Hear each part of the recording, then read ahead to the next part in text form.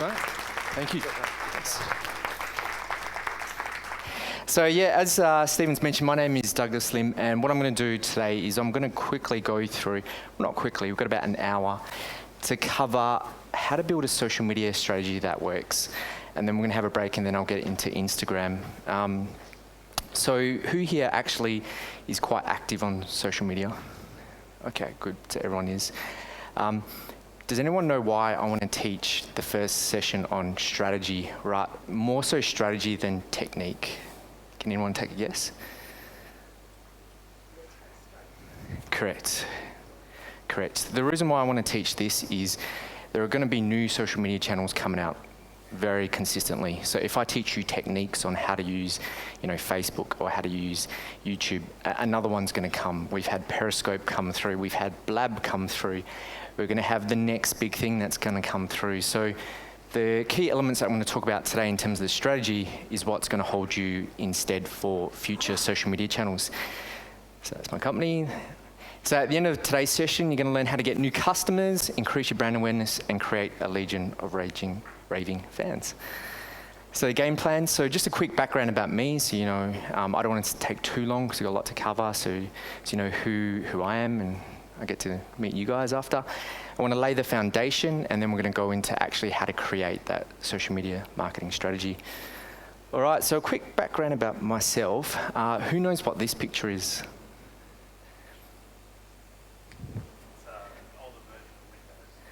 Yeah. So for all the older guys, Windows 3.11. So I actually started my journey in that, and then I moved, when the internet first came out, I moved on to Netscape Navigator. Who's ever used that? Oh yeah, we got a few. Awesome. So that was the first web browser before Chrome and Safari and Firefox. And then I moved on to creating my first website with GeoCities. Yeah, anyone remember that? Yeah, some people, cool. ICQ, yeah, before Skype. Friendster, which was before MySpace, which was before Facebook. And then out of uni, I just worked at Motorola. And then like Stephen mentioned, 7 years ago, I started a business in digital marketing, but that time actually doing the work for clients. And so we started, I don't know if that probably doesn't come up probably well enough, but me and two other mates, we started in the garage of one of my mates' parents' houses. And we grew it to a small office, and then we grew it to a lot of staff. And then this year I've exited to focus more on teaching businesses. And I love what Stephen talks about, which is just being able to help other businesses succeed. That's my why, so that's my beautiful family, my wife, my daughter, have a second on the way. And I love this picture on our wedding day. I don't know if you can see it. So on the left-hand side are our Caucasian friends. On the right-hand side are our Asian friends. What do you think the cameras are? Right there. So I absolutely love that photo. It's stereotypical, isn't it? So let's get into laying the foundation. Okay, so the first couple of slides, I just want to talk about the theory behind social media. Now, the first thing to realize is that social media is exactly like the offline world. So when you go to a networking event, which we all have done and continually do, it's based on relationships. So it's not a one-way monologue, it's actually a two-way dialogue. So you have your fans on social, and you're going to be connecting with them. Secondly, this is so true, people will buy from you if they know, like, and trust you. So I see a lot of companies on social media that all they talk about is themselves. Buy our product. That's not going to work if you want to generate leads and customers. It just doesn't. People got to trust you first. And this is even more so since I started my second business in January this year. The biggest thing is you want to provide value, more value, and even more value. So I loved what Stephen and Josh talk about. It's how can we help your customers solve their problems. It's not about you, it's about your audience. So, I've seen a lot of social media accounts that talk about the many awards that they've won and how good they are, which is all good, but it's not about you, it's about your audience. How can you help your audience solve their problems?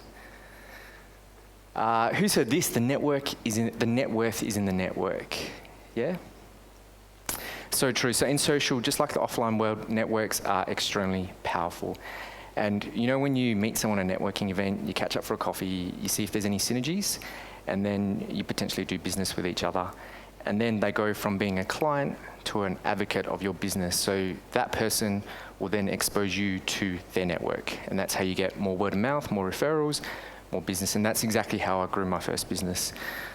Perth is a very small business community. Everyone knows everyone. So if you help others succeed, you'll get a lot of referrals. No different to social media. And we want to leverage other people's networks, collaborate together for everyone to succeed. Okay, this is the final point before we go on. So important. How many here realize that you don't own your social media channels? Yeah? Now, the reason why I say this is that social media is actually rented land. You don't own it. So your accounts can be revoked at any time. And I've seen this happen. I saw one guy who built a Facebook fan page, spent a lot of time and money growing it to 100,000 plus fans or likes. And then Facebook revoked it because someone had trademarked that name and he'd lost all that money and time. So the third point is play by the rules. So there's a lot of stuff out there that you'll come across in your journeys that will say, hey, you'll be able to do this or buy likes or do that. I don't recommend any of that stuff. Just play by the rules, keep your accounts safe. All right, let's get into creating your social media marketing strategy. All right, so there are 4 areas that make up a social media marketing strategy, which is what I want to talk about today. The first one being authority. So how do you become the go-to authority in your industry or niche? Second one, as businesses, how do we improve the bottom line, which is how do we generate more leads and more customers for your business? The third one, listening. So how do you manage your brand? How do you manage your reputation? So people saying stuff about you on social media, it can go viral. So how do you protect that? And then also use it as a launch pad to not only listen to your to the negative stuff, but to promote your current fans and make them raving fans.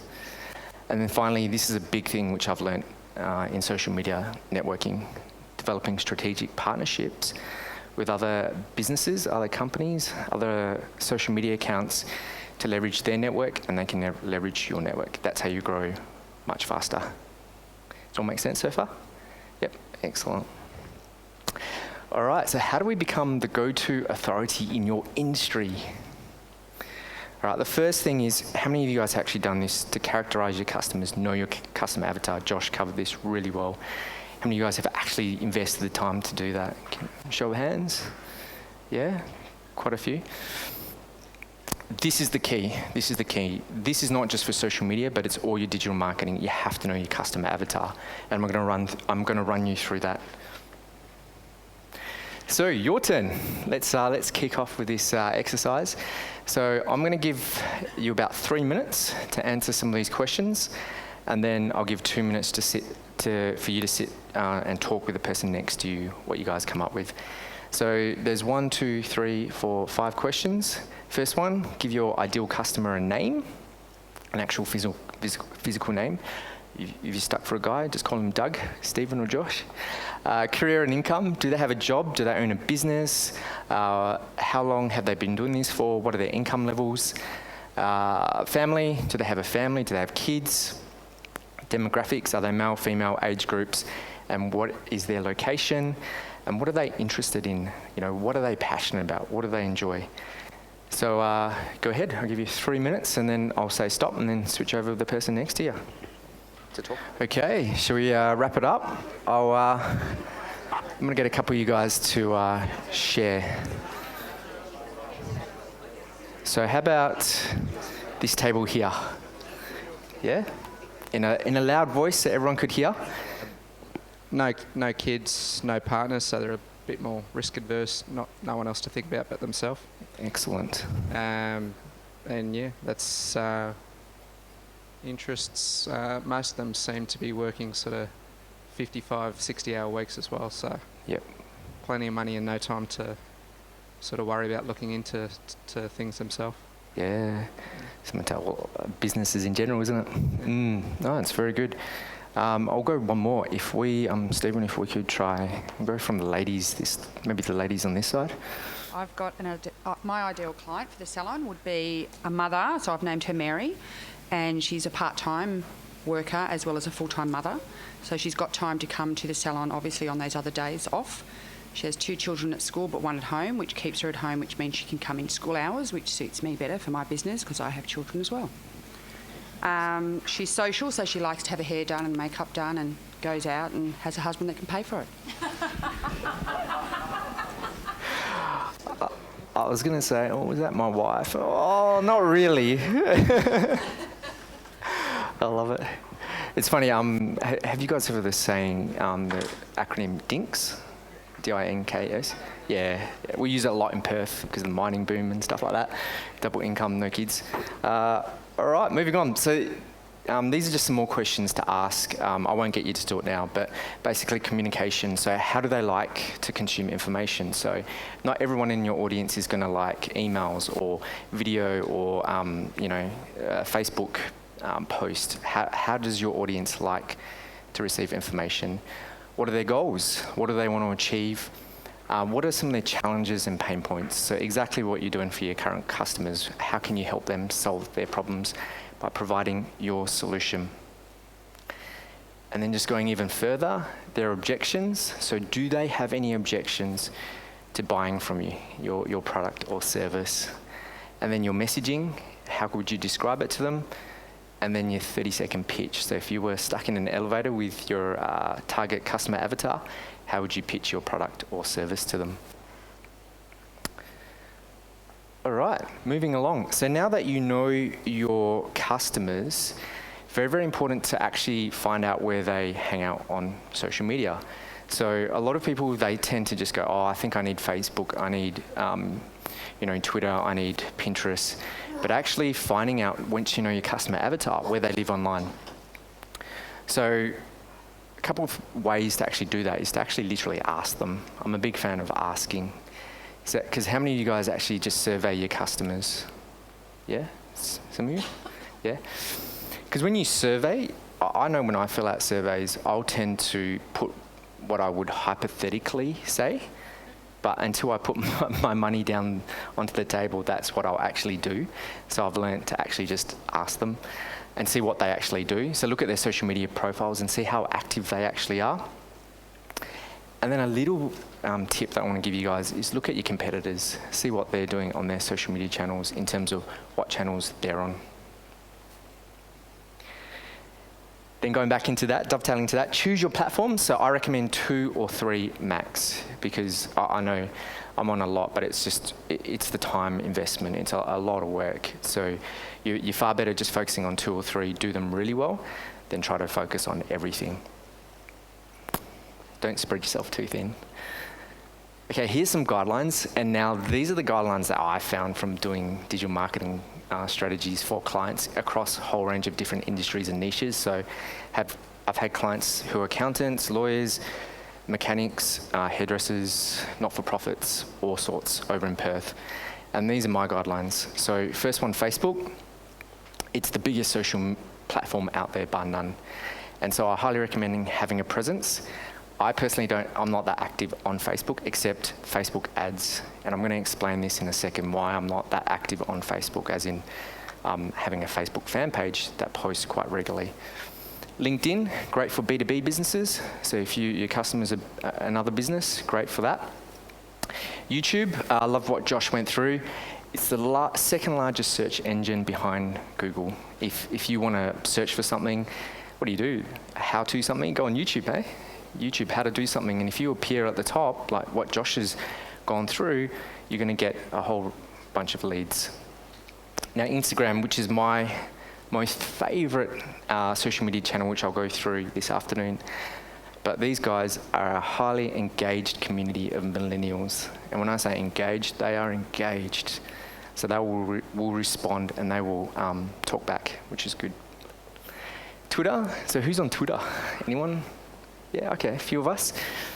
I think this is neither here or there. So I think I think you guys realize that, don't you? So you kind of need to test it for your industry, because I think it's just neither here nor there. Pinterest, great for visual type businesses. So predominantly it's a female audience. I know my wife's friends who are female tend to go on there looking at wedding dresses. I'm not being stereotypical, but looking at wedding dresses, houses, and all that sort of good stuff, and home decor. Google Plus. I don't do much with Google Plus. I think you have to kind of plug into that community, and it's a lot of work for a lot of effort. And I know Google they've actually shut down the team to drive Google Plus. So I reckon just have a presence there. Just set a profile up there, and that's good enough. All right, your turn. So I'll give you, let's say, 2 minutes to answer these 3 questions. So locate your customers. So these customers that you've gone through with your customer avatar, where would they hang out on social media? Choose your channels, pick 3 channels where these customers would hang out, and then a social media check. Have you got your profiles or pages set up on these social media channels? So the next thing is, you've worked out your customer avatar, you found out where they are on social media, you're gonna focus on 2 to 3 channels. Next, you've got to develop your brand voice. So this is very, very critical. So how's the tone of your business? Is it personal, or are you going to be more professional? Are you going to be fun? Are you going to be serious? And this is the last point in this slide that I really want to make known to you guys. Think of what I said before about how you can add value to your audience. So what I mean by that is, say for example, are there any mechanics in the room that own a mechanic business? No one? Okay. I'll use an example. Even if you're a mechanic or a bricks and mortar business, think about it this way. If you're a mechanic, I would think, okay, how can I add value to my audience? Well, there's a couple of things we can do. Tying into what Josh has shared, I could teach people how to check your water, how to check your oil, how to fit a baby seat into this particular model of car, and create all this great content to help my audience.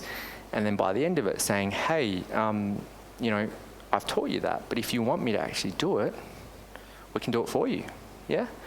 Because the thing is, when you give value to your audience, you create 2 very powerful mental triggers. First one being trust, because you trust them because you've seen their knowledge. And the second powerful mental trigger, which is so powerful, is authority, yeah? So you've shown that you know what you're talking about, you create trust, and people will buy from you. So how many of you guys have been on a webinar, say for example, yeah? I've done this. Have you ever been on a webinar, by the end of the 60 minutes or 90 minutes, they do their sales pitch and you're like, your heart's pumping because you're thinking, yeah, I might actually buy this, yeah? Because in that 60 minutes, they've created that trust and authority enough for you to buy, depending on the presenter. Same principle. So a couple examples here. I just use my example because I love what Josh taught. So I actually started my social media journey with YouTube. So this is 2 videos I did 3 years ago. First one talking about social media marketing, and the second one how to get more Facebook likes and fans. Now, I did not do anything that Josh mentioned. I bought a cheap camera from JB Hi-Fi. My audio was absolutely shocking, and I didn't even prepare anything. I literally just got my wife in front of my whiteboard to videotape me, and then I just blabbed on. I just said what was in my mind. Halfway through this video, I'm really nervous, so I dropped the pen and I'm talking and I've gone like that, and it's not good. But to this day, I've had on this video, I think about, I can't see them, 27,000 views and 60,000 views. So I've done a video as well on how to use the Facebook Power Editor, which is to create your ads. And I've had this marketing company from the US wanting me to train them just from that YouTube video. So I just want to reinforce what Josh has taught. Video is very, very powerful, and it doesn't have to be awesome. It can just be like that. So that was my brand positioning, my messaging. I wanted to teach people how to use social media, but more so how to actually market on social media. So that was how I lead into the other stuff. These guys, I love what these guys do. They're based in Australia. They have a multi-million-dollar business. They're a chiropractor. And can you guess what videos they do? Anyone? Chiropractic videos, yeah. And because it's a big area, isn't it? Like people getting sore backs, sore legs, sore knees, they actually do videos on how you can improve and alleviate some of that pain. And it's just very quick 5 to 10 minute videos. Sorry, not quick, but videos to help you solve that problem. And they get hundreds and thousands of leads. So they're a multi-million-dollar business. And what's this one? Oh, Happy Soul Food Company. These guys do really well. Their brand positioning is they do health products in Woolies. And they've taken to the market to say, hey, there's this big area of paleo, sugar-free, gluten, all this sort of area that a lot of people are interested in. What they've done is they've gone, our brand position is we're going to teach you, we're going to decipher all that information on the internet, we're going to help you guys understand it, and then meanwhile on the side, we've got products that incorporate all that. So very, very smart. Okay, your turn. So I'll give you a minute. How can you add value to your audience and become the go-to authority in your niche? What can you do? Because I think I've got a lot to cover in a short period of time. So how many guys found that quite easy to do? Yeah, some of you found it quite tricky to work out? Yeah? I had one of the ladies, sorry, what was your name? Yeah, Martina. Martina had a great question because she does lollies. How can you add value if you're selling lollies? And we're just chatting and I was sharing like, is there anything special about your lollies? And she said, no, it's just they're really old-fashioned lollies. One thing you could do if you're in that niche is to share the history of lollies. Like, you know, when we've got old lolly shops in Perth, and seeing the history in England, how it came over, Willy Wonka, how that all started, because a lot of people are interested in that sort of stuff, and you could talk about that, be the authority in that field. So that's one way of adding value to your audience. All right, next, develop a content plan. So in terms of what you're now going to post on social media to become that go-to authority, it's so important now to align it with what we've just gone through. So what is your core messaging? What is your brand positioning that you're going to take? And to become that go-to authority, now create content around it. So we've had Josh talk about videos.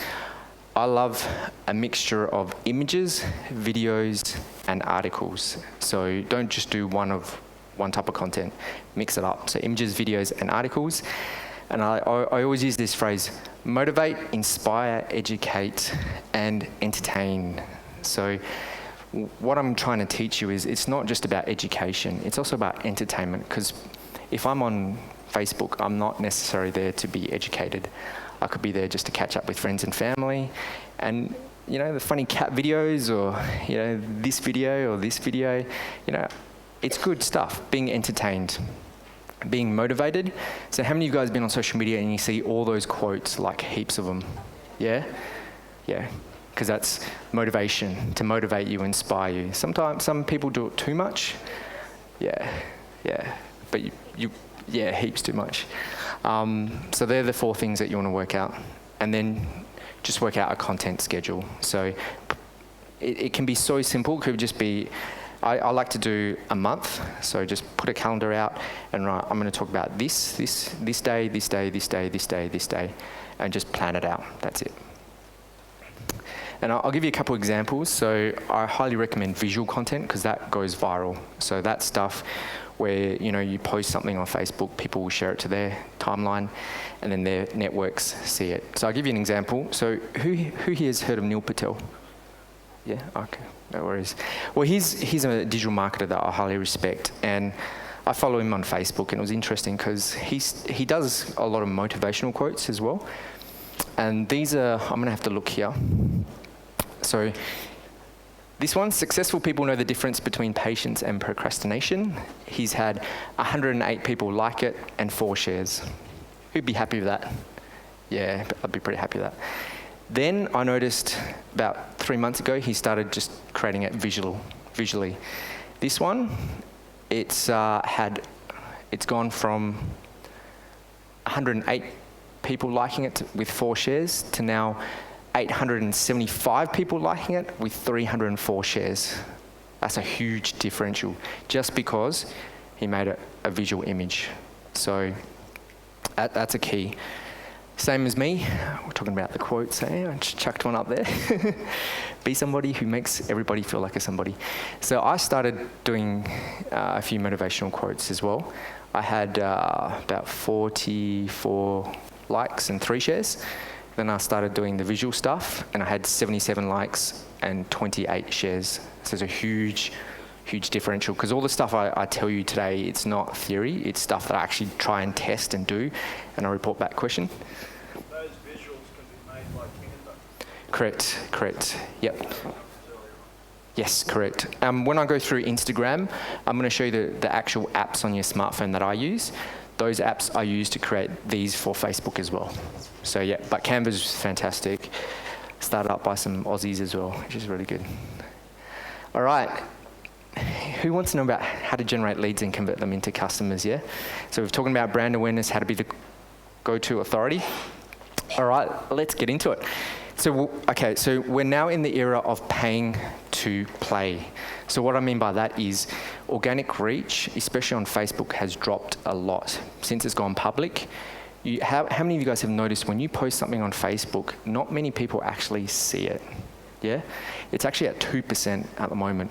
So that means, I'll give you an example, if I had 1,000 fans on my Facebook fan page, I post something, what's 2% of 1,000? 20, yes, thank you. 20 people, if 1,000 people were online at that moment, 20 people would actually see your post. That is a terrible return on investment. And then they're doing these things where if you want it to be seen, you have to pay for it. You have to boost your post. And that's because they're a public company, they have to make money. So we're now going into that era of paying to play. And remember how I made that point where social media is rented land, you don't own it? I never ever wanted to have my customers on social media and try to make sales off that, because if Facebook changed their algorithm one day, I've lost all that time and effort I've put in. So how do we do this? You've got to get them off social media. So you have to move your leads and customers off social media from something that is rented to something you own. And the thing that you own is your email list. Yeah, so who here is actively building an email list? Good. Yeah, really good, guys. That's how you generate leads and convert them into customers. So by moving them off social media, from rented land to something you own, you have control over your email list. You can email them whenever you want. No one's going to stop you from emailing them. And then the best thing is, email has just become so big nowadays that how many of you guys actually check your email first thing in the morning and kind of before you sit? Yeah, that's right. And it's gone to the point now where you could be waiting for a friend. I've got 2 minutes instead of just waiting there, when you didn't have mobiles. What do? Go on Facebook, check your email. Email's huge. So it gives you an opportunity to convert your leads into customers using a soft sell email marketing approach. So I want to cover the theory behind this. So what do I mean by that? Is when you do it via email, you want to give value, which is this image here. So I'll show you in a second. I'll use this stat. So according to Monitate's 4th quarter review, the average conversion rate via email of getting a sale was 3.84% versus social media's average conversion rate of 0.74%. So that's a huge differential between night and day. So what that means is if you were to try to sell something on email, it's 3.whatever%. If you try to sell something by posting something on social media and selling it that way, it's 0.84%. Oh, here we go. This is what I want to show. So this is how you're going to convert your leads into customers. So get them into your email list, send an email with quality content, and then soft sell your product or service, and then email with quality content. So this process here, what we're doing is we're just going to add value to your customers, to your leads, showing them your trust. It's creating trust and showing them your authority. And then we're going to, in the 3rd or 4th email, go, hey, by the way, this is what we offer as well. And if you do that, I guarantee you'll be able to get a higher conversion rate. Because how many of you guys have subscribed to something like Lollies, and then you just get sales emails every day, yeah? Yeah, discount emails, and you know what it looks like? Special, sale, discount, and you just bin. That's what we don't want to do. So this is the approach. Is it all making sense so far? I'm going to give this analogy. So if you had a whole stack of mail in the post on your table, how many of you guys know when a sales letter comes through? You can tell, can't you? Because it's got like the advertising on the end. If you see that, you'll chuck it away, or you just won't read it yet. But if you see a letter that has your name, your address, and nothing else, it kind of looks important, doesn't it? So that's your priority to open that. I use that same analogy. So with Woolies, I totally disagree with what they're doing, because the reason why they do that is because they have so much money in advertising that it's just just let's throw everything out there because we've got all this money and see what we can come up with, rather than a defined strategy, which is what I want to give you guys. Because if you follow this, you will not only create, and I'll show you an example, it's not only will you get more customers, but you're going to get the thing that's going to create the biggest thing, which is word of mouth. People are going to refer you just through your emails. Remember how I said I don't actually focus a lot on Facebook page for that reason? Because you will put all this effort in it and you're not going to see much of a return on investment. So I spend most of my time on Instagram because you'll see it's highly engaged, YouTube, and they're my two biggest. So that's where I spend most of my time. My Facebook fan page, I probably post something one every week, if that, just being honest. And most of my other time is spent on my email list, because that's an asset. So I'll just quickly give an example here. The way to get your fans off social media into your email list is you've got to provide something, what we call lead magnet. So it's an internet marketing term, which is just something of value to give them a reason to join your list. Because I see so many times on a website, join my email list for free updates. Remember how it's not about you, it's about them. No one, unless you're a big 800-pound gorilla in your niche or industry, no one's going to join your email list to get free updates unless they're really passionate about your brand. But you give them something of value. So how many of you guys have seen that? Download this ebook and they want your email address, yeah? Ebook, course, all this great content out there. That's what they're doing. It's just called a lead magnet. So just examples: email course, teaching something of value, ebooks, PDFs, checklists, resource lists, and if you're into shopping, a discount or free shopping offers work really well to join your email list. And this is just an example. This is mine, so go. So this is just an ad I ran on Facebook, goes into my landing or my web page, which offers my lead magnet. You subscribe, then you start getting my emails. More examples. So these are two companies that are offering these ebooks. But for example, Vend is like a finance company, but they're offering, what's this? A free ebook for retailers, but they're in finance. Why are they doing that? Because they want your email address. They're trying to give you value. You sign up with them, and they're going to use that soft sell email approach to then sell you their product or service, because they're using the complementary service approach in industries or that are related to what they do. So they're just more examples.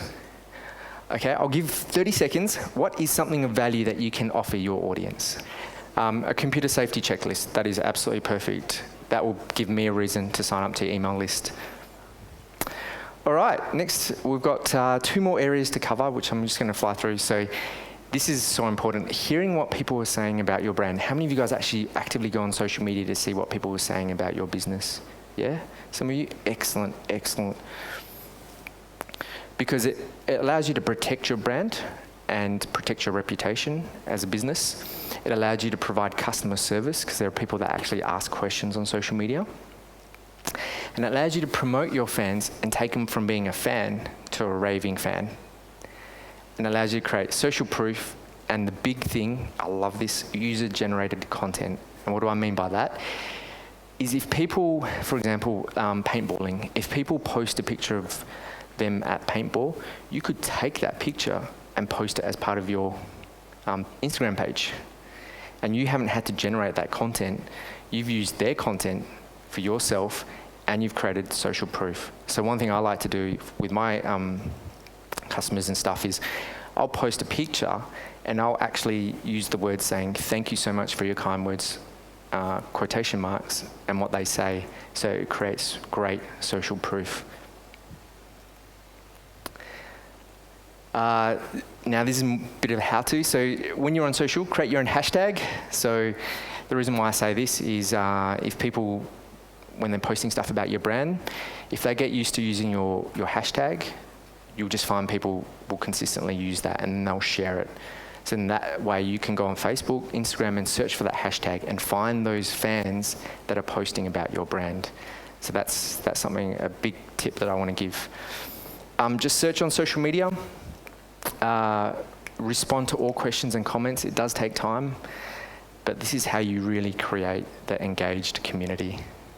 And use tools like Mention, which saves you time. So Mention will just go through all your social media. If they pick up anything, they'll email you, so you don't actually have to go on physically and look for it. Examples. So who here has heard of Frank Body? Yeah. So they have all these products. They've grown to a $20 million business off the back of Instagram. And I love their hashtag that they use. So it's called Frank Body. Their hashtag is Let's Be Frank. So what they do is all their fans and all the people that buy their products are using that hashtag. And if I did this search the other day on Instagram, 38,000 posts with that hashtag, Let's Be Frank. That's how they're creating that viral buzz to promote their product. It's amazing. And this one again, Happy Soul. This is just a post on Instagram that promotes this raving fan that posted an image of something she made up. So Happy Soul do health products that you can easily assemble and make. She's made it, a paleo chocolate, and she's posted on Instagram, and Happy Soul have posted it. Once again, with Happy Soul, this fan here on Instagram, because she's been promoted on Happy Soul's Instagram page, look how many times she's, with the circles, she's posted about Happy Soul.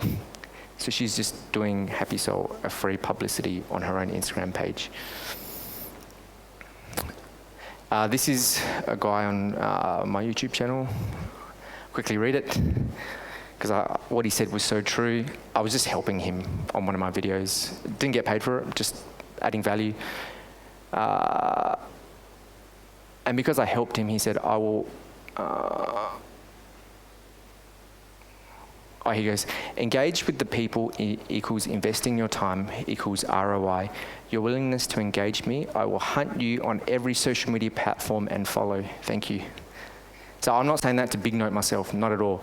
But I'm just giving you an example. Sometimes you have to put that work in to engage, to respond to all comments and questions, to help them. And then you turn them into a raving fan. All right, last one, developing strategic partnerships. Okay, I'll fly through this and then I might just answer any questions if we've got time. All right, this is critical. So like I said, if you're at a networking event, you meet someone, you catch up for a coffee, and then you do business, and then they expose you to their network and you expose them to your network.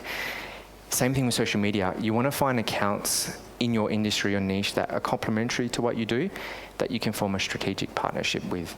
So what do I mean by that? First thing is you need to offer them something of value. So for example, if you're an accountant, you could find lawyers, say for example, a complementary service that you could offer value to them, and then do a strategic partnership with them where they then expose you to their audience, and then vice versa. So it's just all comes down to networking on social media. It's just contacting them, saying, hey, we're in similar industries and niches. How can we work together? It's as easy as that. This is just a quick example. These companies contacted me on Twitter because they know I've got a big Twitter following, wanted me to help them to promote their stuff. I said, sure, not a problem. I did that. Then they asked me, how can we help you? And I said, well, why don't you promote my podcast? Because I've got it out there. I'd love for you to promote it. And they did. And I've gotten 30 plus retweets and all this sort of stuff because of that symbiotic strategic partnership. Similar on YouTube. So you notice a lot of people that work together, the big YouTube stars, they'll feature someone else on their channel. And then in the description here, they'll say, go follow this guy or this girl on YouTube. So it's once again just that strategic partnership. I'll go through this when I cover Instagram. And then finally, what are some complementary products or services that dovetail into your product or service that you could find on social media that could help you leverage their network and they could leverage your network? So something to think about. And then finally, here's my contact details if you want to get in touch. I do have a free course on 5 strategies to generate more leads through social media. That's just the link, douglasimdigital.com/free course. And I actually put my Facebook on here, my personal Facebook page, so if you want to get connected, would love to connect with you. Have we got time for questions or anything, Steve? Yeah? Yeah, what about a round of applause for Doug? Good job. Thanks, mate. Awesome, mate. Actually, we had an experience with a restaurant, and there was a friend of ours put a bad review on somebody's restaurant in town, and the owners of the restaurant come back and smashed him and basically tried to defend their position. Yeah, but you turned up 5 minutes late, and yeah, but you... Dude, just back away. Whatever you think, just shelve that for a second and just come from a professional approach of, we are so sorry. How do we put that fire out in the shortest amount of time? Because then the conversation kept going. You should have seen it. Then their friends come in. We haven't even been there. We're going to come next week. We're not going there now. Oh, don't come then. And we're going, I'm reading it going, what's this guy doing? But super bad. I should have brought it in. This is what not to do. Yeah. But mostly you guys do a great job. So it's such a small little... And it's the people who... whatever, maybe have ulterior motives as well. So the question was, if you see someone that posts something on Instagram with a download, can you actually, is Instagram capturing it? Because in Twitter, you have lead generation cards where you just tell Twitter, yep, take my details, and it will send it off to the person that wants them. No, Instagram doesn't record it. You have to direct them to another web page on your website and capture their email details from there. All right, one more question. Yes, yeah. So I never take images if I don't tag them. In the Instagram community, there's one guy, Tom, he's a model, he's a good looking guy. A lot of Instagrammers take his pictures and put quotes on them because he's good looking, much like Stephen. And absolutely, mate, absolutely. And but everyone gives him credit. So he likes it because people come visit his page. If you post something with your hashtag and people start seeing that hashtag, they start using it when they post about your stuff. One, it allows you to search on that platform for that hashtag, so you find all the people that have been talking about you. That's one thing.